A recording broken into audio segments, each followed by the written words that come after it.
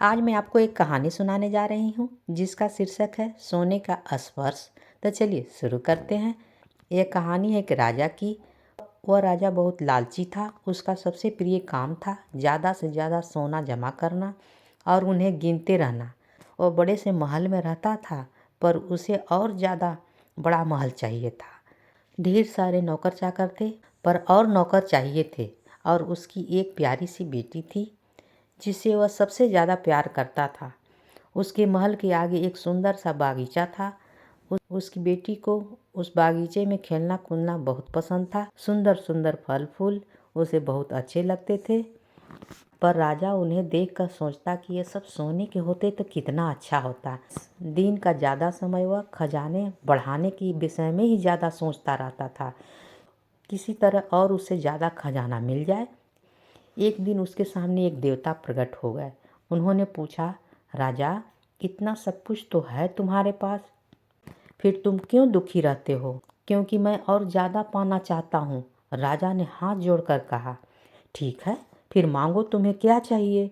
देवता ने फिर पूछा। देवता की बात सुनकर राजा बहुत खुश हुआ। वह सोचने लगा कि वो देवता से ऐसा क्या मांगे जिससे कि जो उसे ज़्यादा से ज़्यादा फायदा हो। थोड़ी देर दिमाग को दौड़ाया, मुझे तो बहुत ज़्यादा चाहिए।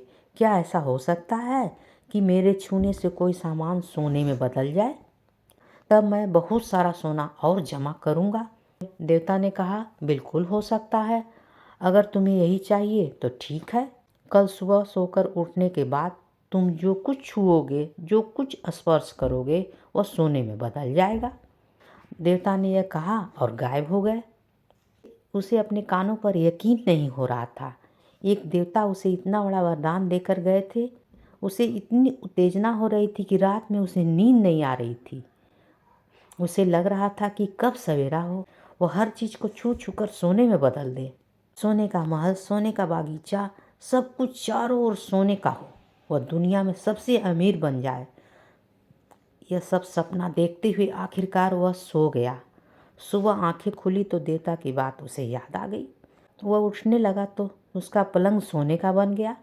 यह देखकर वह खुशी से उछल पड़ा। वह दौड़ दौड़कर अपने कमरे में रखी हुई हर चीज़ को छूने लगा और वह पल भर में सोने में बदलकर जगमगाने लगती। वह पागल जैसा हो गया, कमरे के बाहर दौड़ा और हर चीज़ को छू छू कर सोने का बनाने लगा। उसका पूरा महल सोने का हो गया। वह खुशी से जोर जोर से ठहाका लगाने लगा, मैं बन गया दुनिया का सबसे अमीर आदमी। फिर वह बागीचे की तरफ दौड़ा और वहाँ भी उसने सारे फूल पत्ते पेड़ पौधे पूरा बागीचा सोने का बना दिया। इतनी भागा दौड़ी में उसे तेज भूख लग गई। वो महल के अंदर दौड़ा खाना खाने के लिए। खाने की मेज पर तरह तरह के पकवान सजे थे। जल्दी से कुछ अंगूर उठाकर उसने अपने मुंह में डाला, पर यह क्या, उसके मुंह में तो सोने के अंगूर थे। उसके दांत टूटते टूटते बचे।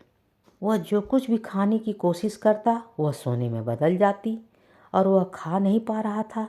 फिर उसने पानी पीने की कोशिश की तो जैसे ही उसके मुंह में पानी पिघला हुआ सोने का था, उसे तुरंत बाहर फेंकना पड़ा और दुखी होकर बैठ गया कि वह खाना कैसे खाए। तभी बाहर से उसकी बेटी रोती रोती आई, पिताजी पिताजी, मेरा सारा सुंदर बागीचा पूरा बर्बाद हो गया। पूरे पत्ते रंग बिरंगे खुशबूदार नहीं हैं, सब कुछ पीला है और सख्त है। यह कहती हुई वो रोते रोते आई और राजा ने उसे गले से लगा लिया। वह सब कुछ बोल पड़ा। इससे पहले ही उसकी प्यारी बेटी उसकी आंखें के सामने बन गई सोने की। यह देखकर राजा फूट फूट कर रोने लगा और चीखते हुए बोला, हे देवता, मुझे यह वरदान नहीं चाहिए। कृपया करके यह वरदान आप वापस ले लें। इस तरह से वह बहुत देर तक रोता रहा और देवता को याद करता रहा। फिर से उसके सामने वही देवता प्रकट हुए और राजा ने उन्हें सारी कहानी कह सुनाई और उसके महल के पास वाली नदी के किनारे जाकर नहाने के लिए कहा। नहाने वक्त जादू उसकी हाथ से बहकर नदी के पानी में जा मिला और वह जादू से मुक्त हो गया। वापस जब वह अपने बागीचे में आया तो उसे यही देखकर बड़ी खुशी हुई कि सब कुछ पहले जैसा हो गया। उसकी जीती जागती बेटी अंदर से आती हुई नजर आई। उसके आंखों में खुशी के आंसू आ गए।